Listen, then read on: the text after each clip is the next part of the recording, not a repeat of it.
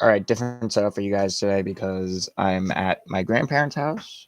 I was forced here by my parents, meaning I'm probably gonna miss the first match probably of NXT Takeover in your house. I'm just gonna make my predictions real quick. Here are my predictions for Takeover in your house. The pre-show is on, but I'm not watching the pre-show.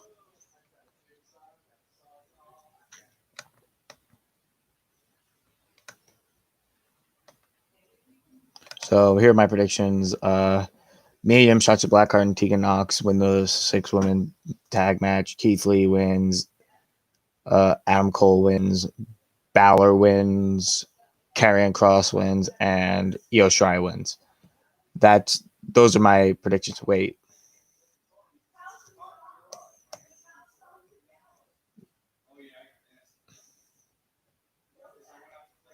Yeah, those are going to be my predictions for the show. Now on to this week's results. My results this week are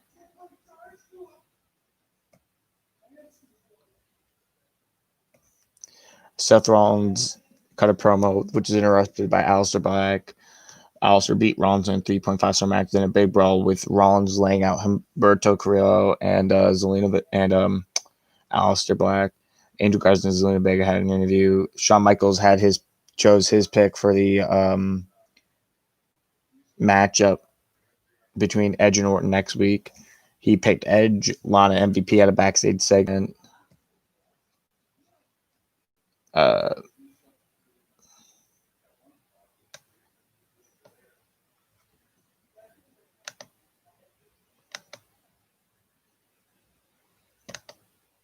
Lana MVP at a backstage segment.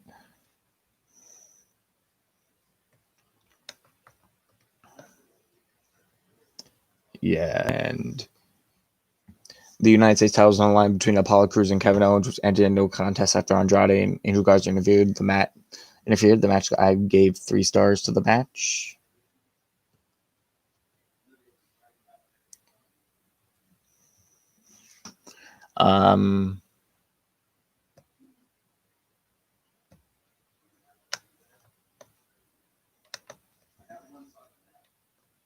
I'm gonna have to watch Takeover in your house in the car on the way home.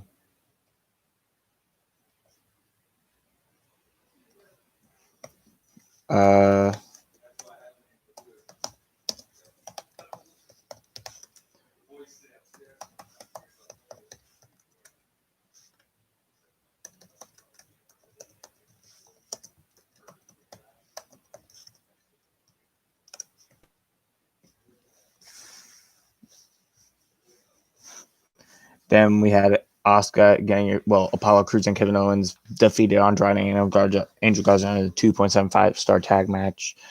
Asuka had an interview. The Viking Raiders defeated Street Profits in bowling this time. Billy Kay defeated Nick Cross in a 1-star match. Drew McIntyre had an interview. Rey Mysterio had an interview where his son said eye for an eye, meaning he's probably coming after Rollins. R-Truth won Nia Jax got a promo. R-Truth won the 24/7 title from Rob Gronkowski. Nia Jax defeated Kairi Sane in a 0-star match, which involved the bump that concussed Kairi, that almost killed Kairi. Orton had a promo. Charlotte Flair had a promo. Charlotte Flair defeated Asuka via countout in a 2.5-star match. The match was going good until that point. Lana had an interview. Drew McIntyre defeated MVP in a 1.5-star match, with Lashley locking in the full Nelson on McIntyre immediately following.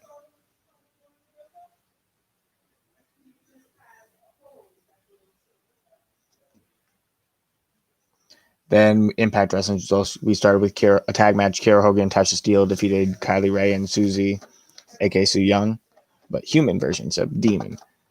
In 2.25-star match, Ace Austin had an interview. Moose interrupted the interview, saying instead of going after the Impact title, go after the TNA Heavyweight Championship.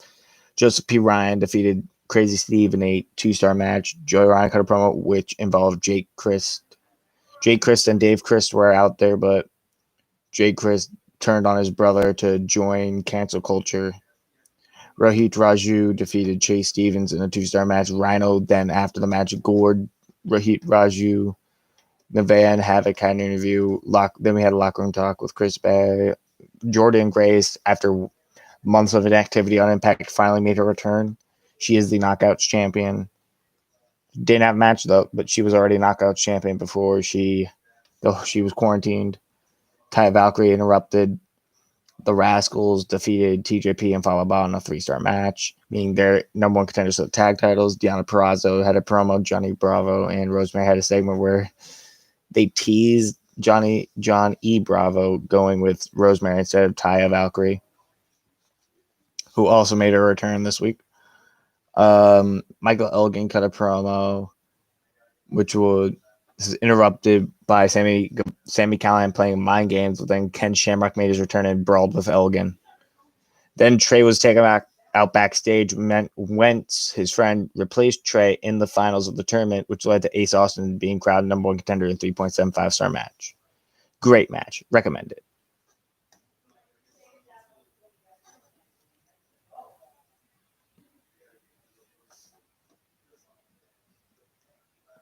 Then we had AEW Dark results. Billy Gunn defeated John Skyler in a 1-star match. Butcher and the Blade defeated John Cruz and Joe Alonzo in a 1.25-star match. Christy James defeated Kylene King in a 1.75-star match. Santana and Ortiz defeated EJ Lewis and Big Game Leroy in a 1.25-star match. And the Natural Nightmares defeated Brandon Cutler and Peter Avalon in a 1.5-star match. Continuing that story. Then we had NXT's results. Candice LeRae and MEM fought to a double countout in a 0.25-star match, which led to a huge women's brawl. Candice LeRae and Johnny Gargano, which also led to a mixed tag match being made. Candice LeRae and Johnny Gargano versus Keith Lee and MEM, because Gargano and Lee got involved. Gargano and Candice won the 1-star match because Johnny cheated. They weren't even dressed to compete, and they competed. Tommaso Ciampa cut a promo. Dexter Lumis had an interview. Drake Maverick had an interview. Adam Cole and Velveteen Dream had like a prime target thing. Isaiah Scott defeated Tony Nese in a 2-star match. Breezango made their returns to NXT as a tag team, defeating Danny Burch and Oney Lorcan and the Undisputed Era in a triple threat match in a 2.5-star match, which led to the Imperium confronting them and Indus Sher, who I don't know where the fuck happened to them, but they made their returns. Santana Garrett defeated Aaliyah in a 1-star match. Charlotte and Robert Stone was at ringside for this because Chelsea Green fired him. Then we had a Charlotte, Rhea, and Io Prime Target. Cameron Grimes defeated Bronson Reed in a 1.75-star match, with led to Karrion Kross making a statement and coming out and attacking Bronson Reed. Afterwards, we had the interim Cruiserweight Championship tournament, not the actual Cruiserweight Championship tournament. Jordan Devlin still has that. They never confirmed that he was stripped of the belt.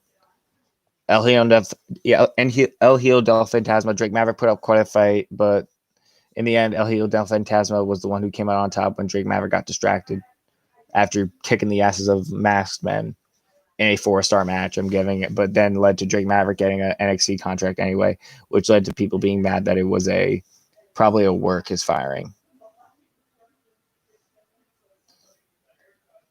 Whilst all these guys got actually fired, Drake Maverick didn't. Then AEW Dynamite results. We started with AEW tag titles. Adam Page and Kenny Omega defeating Jimmy Havoc and Kip Sabian in what I think might be one of Kenny Omega's worst matches in AEW. In a 2.75-star match. It was still a good match, but it was one of Kenny Omega's not his best match in AEW.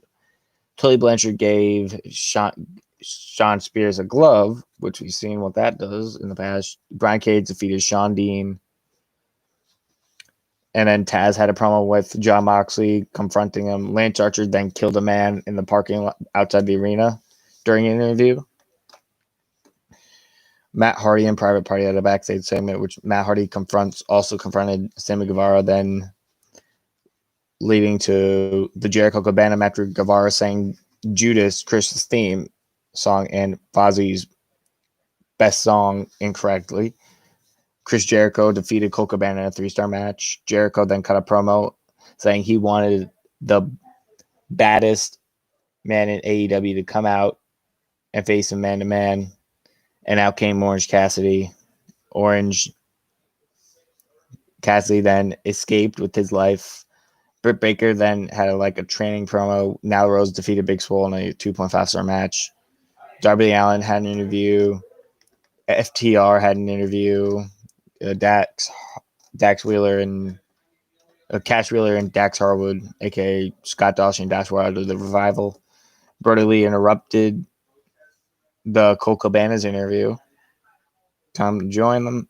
Then we had the AEW TNT Championship match. Cody defeated Jungle Boy in a 3.25-star match, which also had a moment where Cody Rhodes bladed. I'm pretty sure, because Cody likes to bleed apparently now. His gimmick is basically that of Ric Flair, where he wants to bleed every match.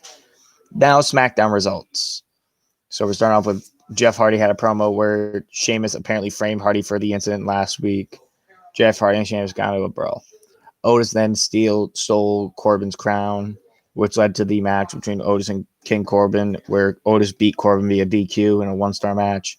Miz and Morrison decided they want to make Braun's life a living hell. Shorty G, back to that in a bit. Shorty G then had an interview where it was interrupted by Mojo Rawley, and then he started getting his ass kicked by Shinsuke, Cesaro, and Mojo. And then The New Day saved Shorty G afterwards. Lacey Evans then defeated Sonya Deville after a injury from the referee during the match. Yes, the ref actually had an injury during the match. Lacey Evans won with the women's right after Sonya was distracted with Mandy Rose on the Tron. Then we had a Matt Riddle video package. Braun Strowman had an interview, which was interrupted with green slime on Caleb Braxton, thanks to Miz and Morrison. AJ Styles and Daniel Bryan went face to face. Drew Gulak attacked AJ Styles, and then Drew Gulak actually ended up beating AJ Styles in a 3-star match. Miz and Morrison destroyed Braun's car.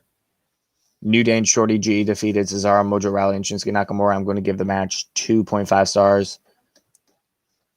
Braun reacted to his own broken car, then found out where Miz and Morrison were, which was like a white band, and then tipped it over.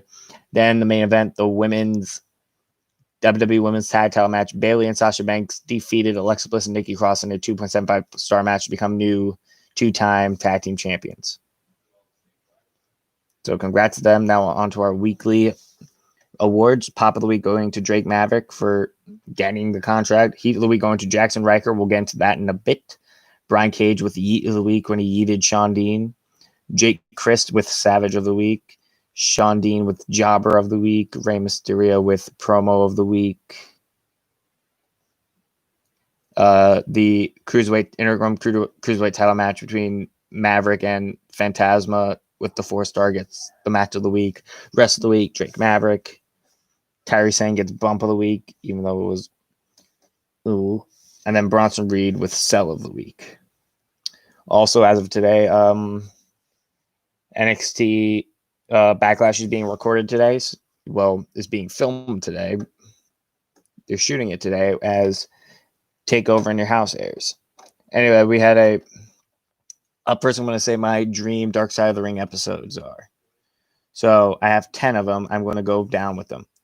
So I want Heroes of Wrestling, that event from 99, The Rise and Fall of China, The Plane Ride from Hell, The Captivating Career of Mick Foley, The Steroid Trial, The Ultimate Warrior, The Rise and Fall of Sunny, the 1992 Ring Boy Scandal, The Black Saturday, and The Death of WCW. Those are the ones I want to see.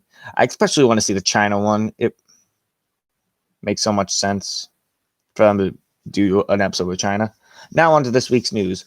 First off, we're going to do the Jackson Riker thing. He was caught praising the president, which most people who are loyal to America would, but the fact that our president is Trump, not many people take too kindly to him, meaning not many people liked it. Kevin Owens, Dave Bautista, others didn't like it. And now Jackson Riker has major heat on him. Other news, EC3 has signs with Impact. He signs back with Impact. It's been a few years since he's been with Impact, so good to see him return. Then AEW Fighter Fest is going to be a 2-week event. Now, 2-week events have been very common within major shows, like for wrestling promotions. Wrestle Kingdom was a 2-night event, but that was before the pandemic. And then WrestleMania was a 2-night event. Impact Wrestling Rebellion was a 2-night event. Well, 2-week event, meaning with the 2-week event, AEW is ripping off Impact with this. So hate them. Next up, we got what else did I want to talk about? Hulk and Linda Hogan have been banned from AEW events from a tweet that Linda Hogan made regarding recent events. Her tweet had made her and Hulk Hogan not welcome in any AEW events from the foreseeable future, for like forever. They're banned indefinitely. Next, sad news in the deathmatch wrestling world. Deathmatch wrestling legend Danny Havoc passed away at the age of 45. Sad to see a wrestler go, but Danny Havoc was great at doing death matches and stuff like that. Really good. Next up, Clutch Adams has been let go from AEW due to racist comments he made on social media. Now, obviously, wrestling promotions don't condone this shit, and I don't condone it. It's like, you're on social media for a long time. You're gonna get some dirt. People are gonna find dirt on you to use against you in your career, because people want to see you suffer. If people don't like you, they want to see you suffer.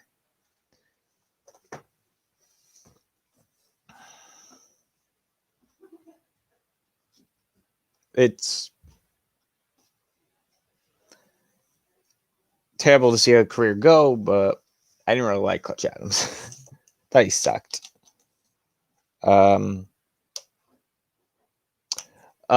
Brie Bella had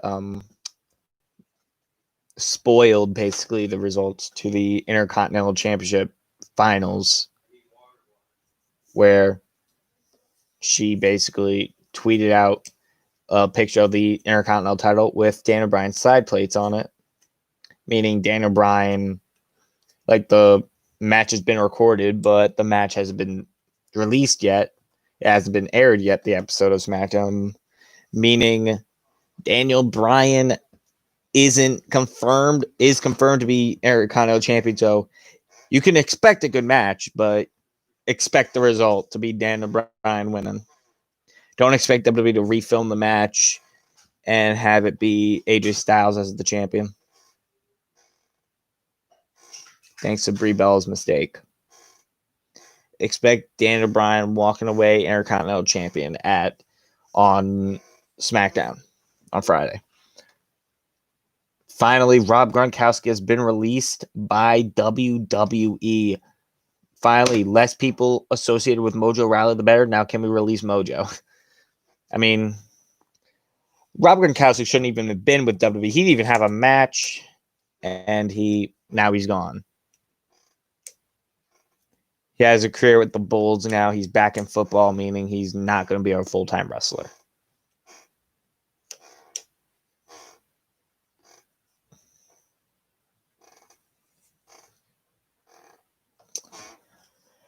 With that said, his career with WWE is done. Like Cain Velasquez before him, like many of the people before him, his career is done.